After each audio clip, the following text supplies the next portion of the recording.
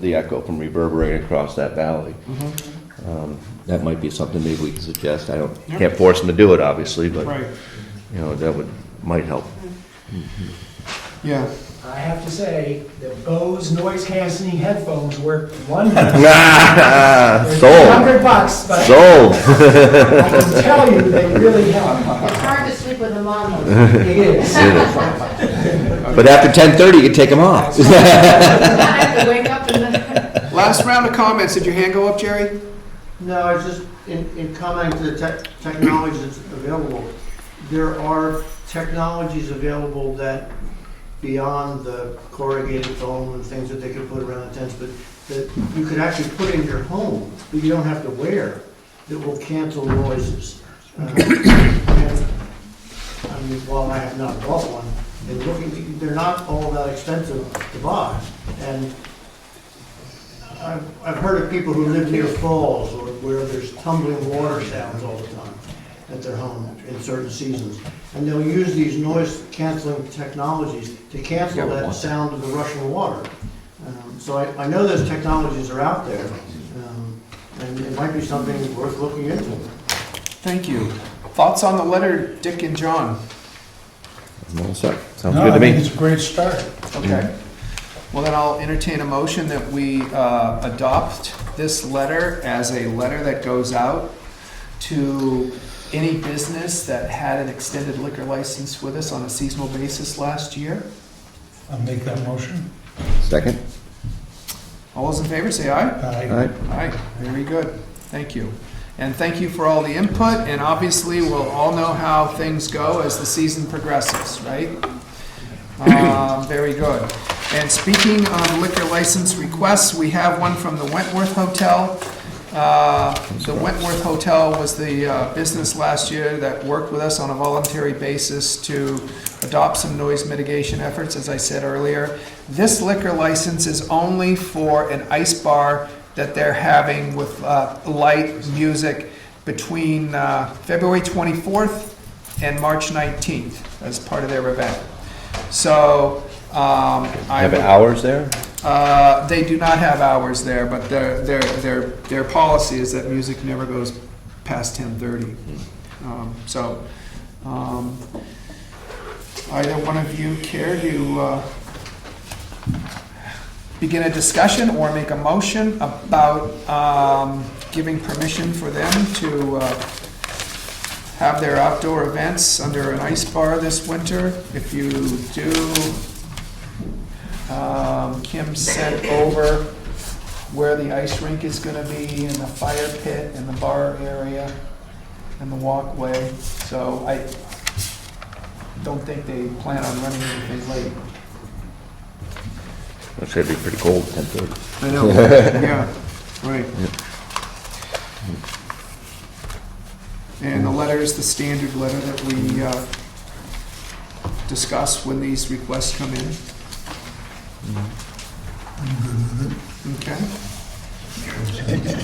I'll entertain a motion first. Entertain a motion to approve the outdoor request from February 24th to March 19th made to the town by the Wentworth. I'll make that motion. So I'll second. All those in favor? All right. Aye. Very good. Can I cross the T's now? Yeah. Very good. And let's see here. We've already made this motion, and so that is the letter that we already agreed to support to go out to the towns. It's already made? That's interesting. We did get a request that we tabled for the Eagle Right, Mountain, right. which was a little early. Right. So that's what prompted us to really get Right. to work on this.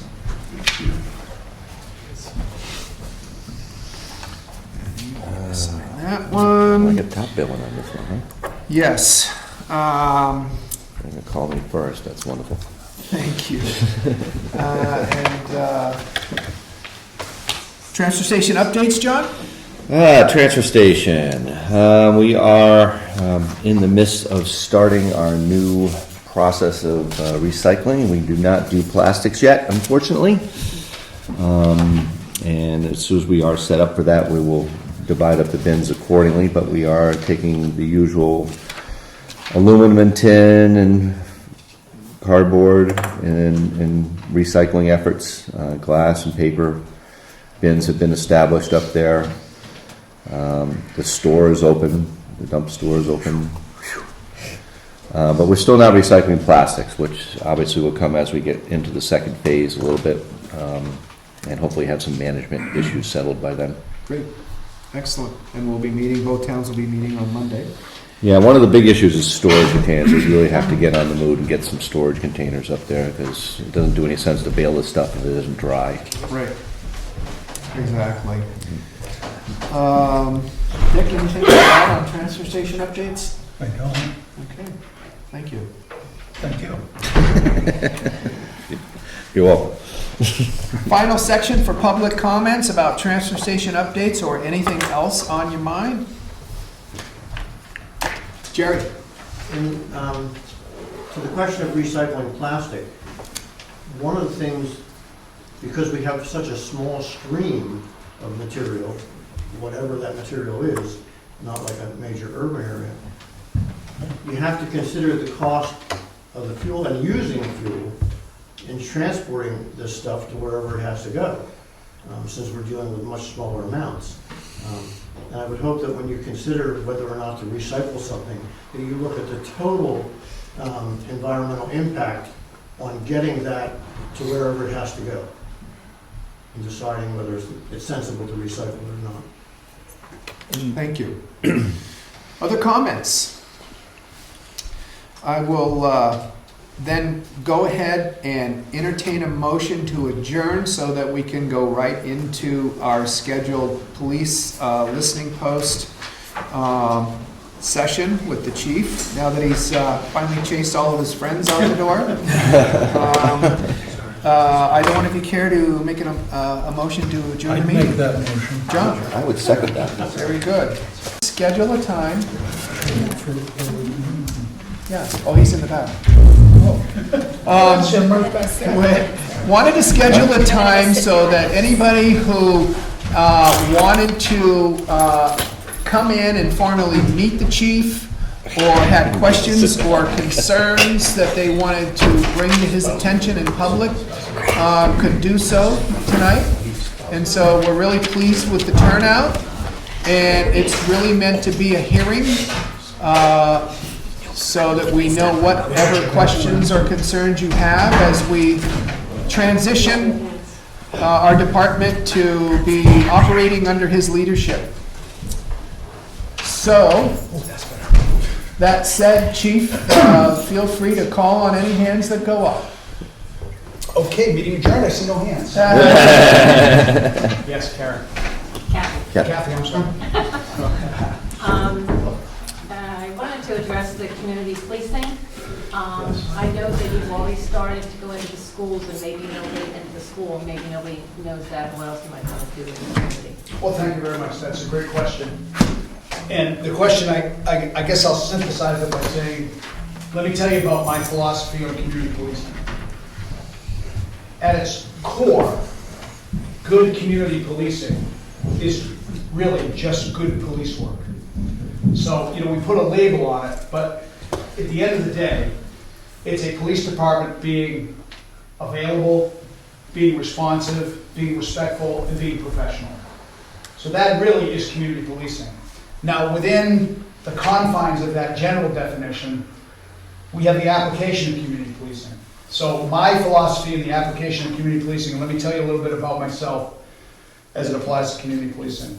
I started as a foot beat officer in North Conway Village. I used to walk either from 10 in the morning till 6 at night, or from 6 at night till 2 in the morning. No car, had a radio, book of parking tickets, and you can't get any closer to the public than that. And I loved it, I really did. I was a patrol officer. I was on the first bike patrol unit in Conway, which got us out of the cars, connected to the community. I was the first DARE officer in the community of Pelham. I taught 175 students in the public school, and I taught 50 students in a parochial school. Had a great time. I was a DARE mentor, which I trained new DARE officers at the state level. I did that for a decade. I was the president of the DARE Association for the state of New Hampshire in 2000. and traveled and spoke at a conference in Los Angeles. And as a DARE officer, I coordinated a state-level fundraiser for hockey games between police officers and kids to raise money for the DARE program, and I also did that locally in Conway. My feelings on community policing aren't just projects, they're not bumper stickers, it's connecting with the community. I like connecting with the young people because, you still have an opportunity to form positive relationships that can last a lifetime. But I also like connecting with adults too, because I'm an adult and adults certainly count. So I think that being visible, being approachable, and being professional really are the benchmarks. Now, some people may wonder, well, we want to know what you mean. We want to know what you're going to do about policing the community, not just community policing, but policing the community. And I've always had a belief that an agency has to have a balanced and fair approach to enforcement and education along with enforcement. And what I mean by that is we have a section of Route 16 in Jackson. Now some may say, well, the town doesn't belong ever on Route 16. But I can tell you that if somebody crashes on Route 16 on Dead Man's Curve or at the height of the land, we gotta go. It's in our town. Just because it's a state road, we can't ignore it. But it also can't captivate all of our time. If you want to spend all day on Route 16 stopping cars for a variety of reasons, you could. It's fish in a barrel. And that is a form of enforcement and protection of the community, but it's not the whole picture. Because we have an entire residential community that has a different demand. And that demand would be, in my opinion, daytime vigilance. Because in the day, that's when people leave their homes. That's when nefarious persons come into the community to steal your snowblower, break into your car and rummage for small change, or break into your home and steal your possessions. Those things are equally as important to me. I don't value one to the expense of the other. Now, some of those actions result in enforcement. Some of them result in persuasion to comply with the law just by being there. But all of that counts in my book.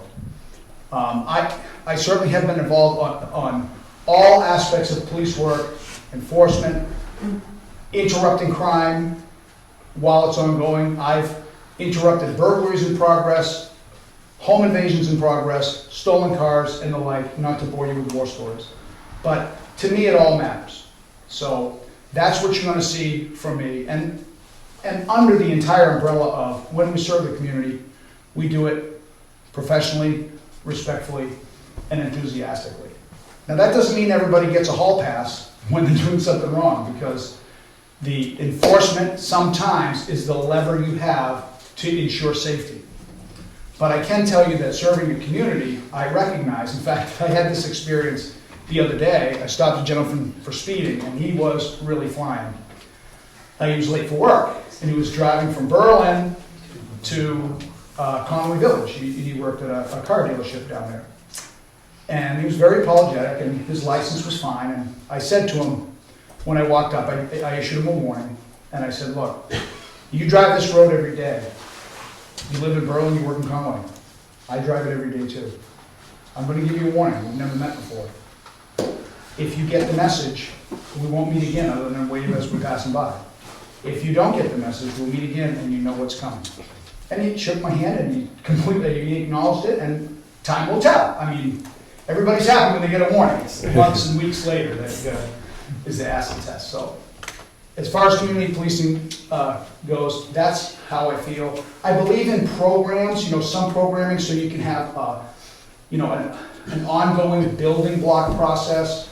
But I'm not saying I've got solid programs in my head that I want to institute. I have some ideas, but they have to work within the community, not be burdensome for the department as far as labor and wages, and not burdensome for like the school or Parks and Recs or any other entity that we're working with. We want to be good neighbors, not boorish hosts or unwelcome guests. So that's how I feel. Kathy, I think that was actually the short answer. Do you want or are you satisfied? Yes, sir. A couple quick things. First of all, I think it made a big difference to see you last Saturday in town when all the people from the march were there and the ski racers, and it was just nice having you and the other I officers here. appreciate that. Thank you. Well, that's what we're here for. Well, exactly. Those are important things. It is important. Yeah. Secondly, I think it's great that you stop people for speeding on Route 16. It goes without saying. What I don't think I've ever seen in my few years here is any attempt to control speeding in the village, which really, in some ways, is more of a problem in terms of human life. We have tourists all over the streets here. Personally, I and many other people run and walk on places like Carter Knox Road and Moody Farm and even Black Mountain Road once in a while. And I can tell you, cars are going really fast because they have no reason not to. And they're in a hurry. And I'm wondering if it would be possible, even if once every 2 months you had a radar set up there, that would make a big difference. I think we do it more regularly than that. Okay, but you have other things to do. Sure, sure. But people know that they're not in any legal danger of speeding all day, and that's scary, I can tell you. Well, I just want to qualify by saying they may have believed that was the case, but I can tell you it will not be the case. That would be great. And I've had these conversations with Officer McDonald and emphasizing that you have to balance your patrol. It's as important to be in these areas to see and be seen. That's kind of my phrase with him right now during this phase of our relationship is you need to see and be seen. I will tell you that already this week, Officer McDonald made some stops on Black Mountain Road for speeding. I was up there today.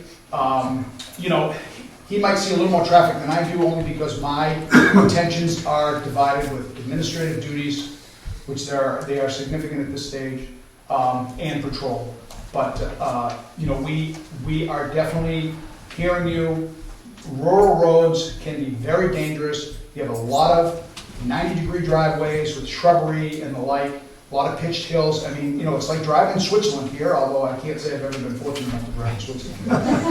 Yes, and there's no place to go. Our roads are 2 lanes wide, and you either got rocks or rock maples or a cliff or something. So Okay, I hear you. thank you. It's important to me too. Sarah had her hand up and then Jerry. Yes, I was wondering if you could direct us as to what your thoughts, I know you have money in the budget for another police officer, but could you please tell me what your thoughts are as far as your department goes? Thoughts in what area? You have right now, it's yourself and a patrol person, is that our police force? No, my plan is to add one more full-time officer. As I explained, I think minimum coverage of, now and this in general terms, 16 hours a day, 7 days a week, is really important. The problem with small towns, I shouldn't say that with small towns, the problem with a small force is you've got to make decisions, and you can't make decisions on half people or half positions because they don't exist.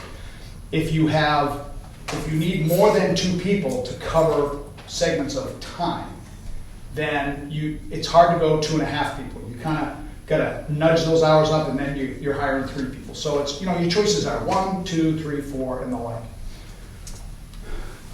Although we have challenges and differences than a large community like the state of Conway, one constant is the number of hours in a day. So if you look at that benchmark for how to fill your shifts and staff the department, that's a pretty good jumping off place. I can tell you I've done extensive research on staffing.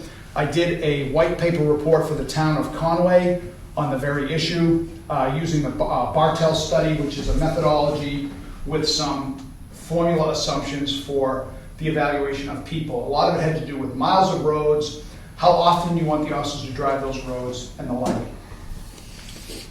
I didn't use that for here. That study's far broader than you need. What I'm hearing from the community is we want to see the police.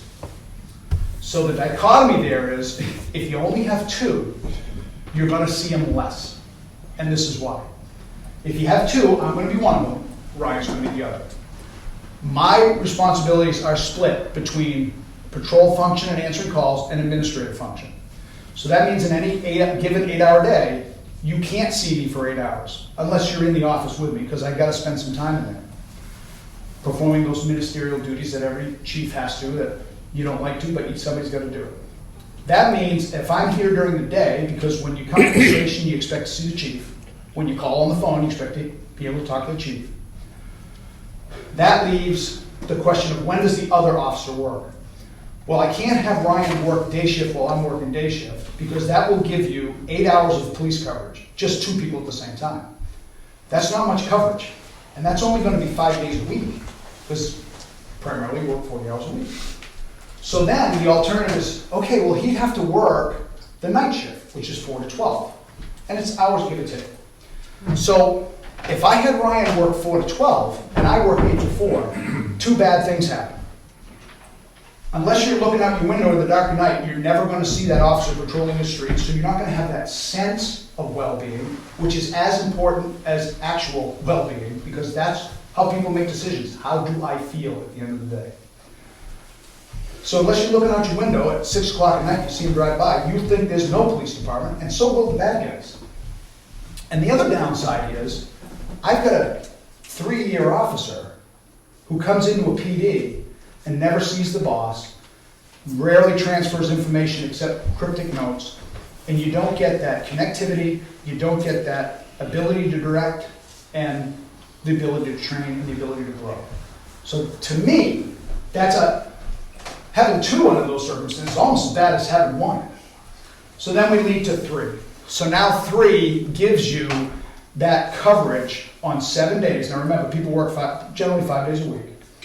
Now you can cover the week, and I believe staffing builds towards the weekend because that's when the most people are here.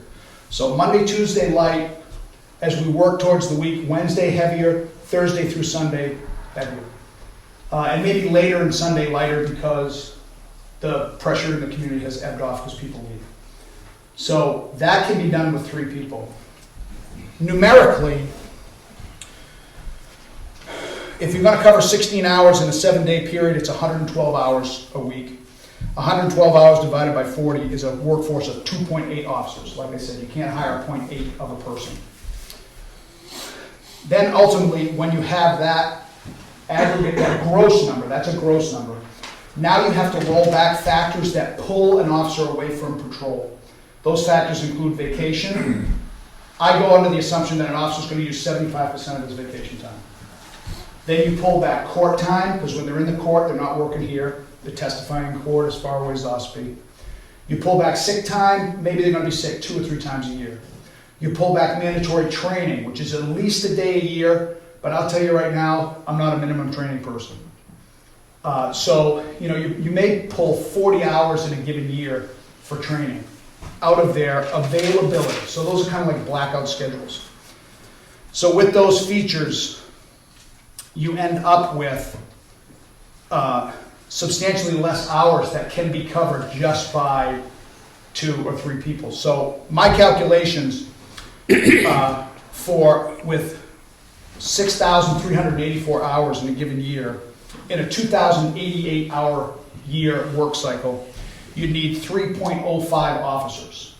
Can't hire an 05, but that doesn't require you hire a 4th. That's where my auxiliary force comes in, that I'm already negotiating with the area chiefs to get their full-time officers to work for us part-time. That way you have a certified officer, well-trained, well-equipped, that can fill in on that auxiliary staff. So I think, long story short, 3's enough, 4's too many, 2's as bad as 1. May I just, finish that up with a comment? Sure. Your swearing-in ceremony, I was able to speak to some of the former people you worked with and the chiefs of police and the state troopers and so on and so forth. I have no doubt that we are going to be serviced very well by all. They're very willing to help us, give us time, and thank you for doing that with Troop E. It made things a lot better. I understand it's an archaic thing, but it had to be attended to. And again, I had nothing but positive feedback from anyone that I spoke to, which pleases me very much, and congratulations to you that you're highly respected. And again, they are more than willing to help us, and they will be at your call at any time, night or day, is my understanding. So that, again, pleased me very much. And also, too, I question the third officer still, because I don't have the statistics. For instance, I can't say to you how many times Carroll County was called during this period of Patrolman McDonald being on his own, so to speak. I don't know if the selectmen have that log account of how many times they were called, or Troop. I think Troop E would have come no matter what. I really have that feeling. They always have in past years before we had such a police force that we had. But again, I appreciate the fact that with the choice of our police chief, that I learned from the neighboring towns and the state troopers and the sheriff's department that we have a qualified person here. Thank you. Oh, thank you very much. Thank you, Jerry. With the concept of being seen, is there a way to make the pickup truck cruiser look more like a police vehicle?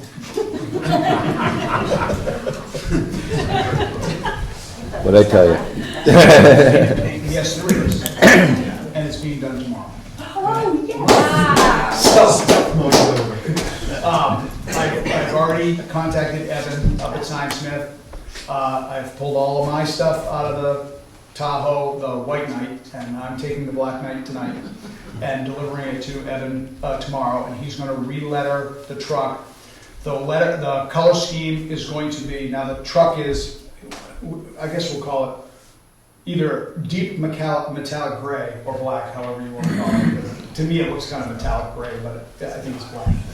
And the lettering is going to be white, and then it's going to have a blue shadow, so that it kind of stands out.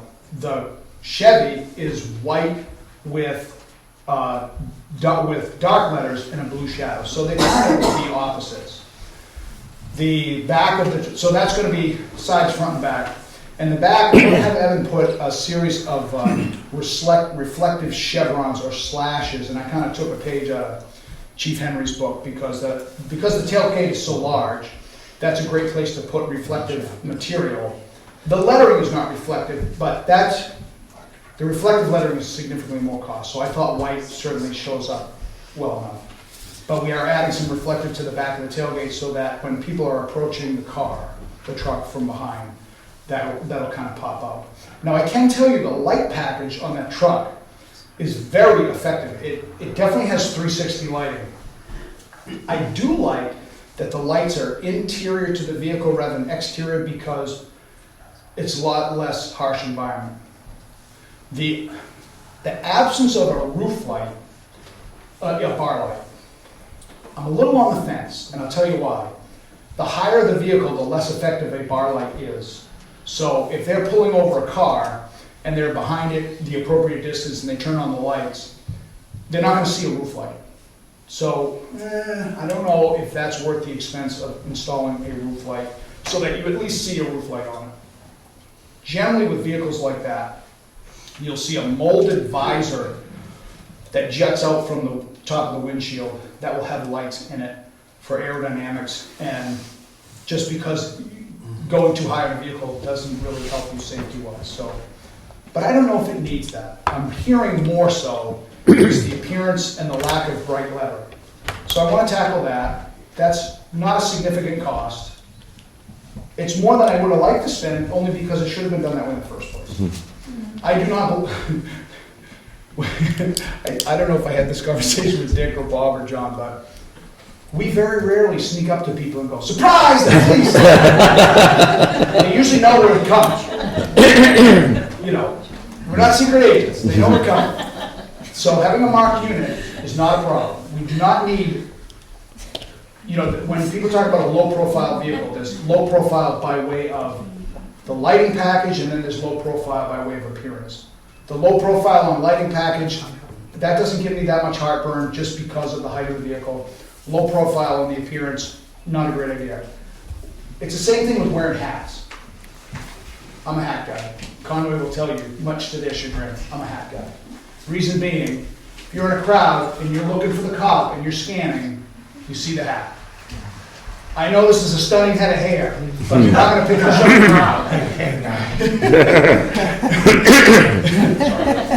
crowd. So we wear a uniform for function, but we also wear a uniform to be identified in the case of an emergency.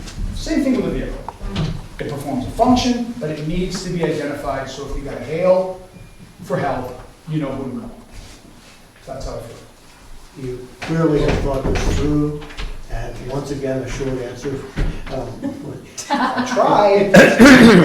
I can point out from history that Bob is probably appreciating this, because about 5 or 6 years ago, he was asked to do a study on of the bus for the school. He was on the school board. And he gave about a 2-hour dissertation on what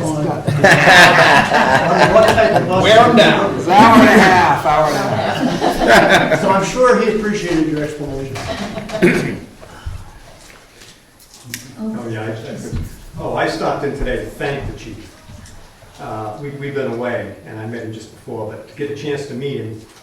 And in over 28 years that I've lived on Black Mountain Road, the last 2 chiefs have complained about speeders, and so has my neighbor. Nobody ever did anything. I didn't even have to say anything to Chris, and the other day, I look out the window, and there's a cruiser pulling over a car for speeding. And what I'm noticing is, my complaint has been, through the previous chief, that we were noticing a police car in Jackson. And since I've been home 6 days, I look out the window, and it's not unusual for me to see, basically, it's been the chief riding up or down the street, and I like that. I'm happy with your decision for our new chief. You're welcome.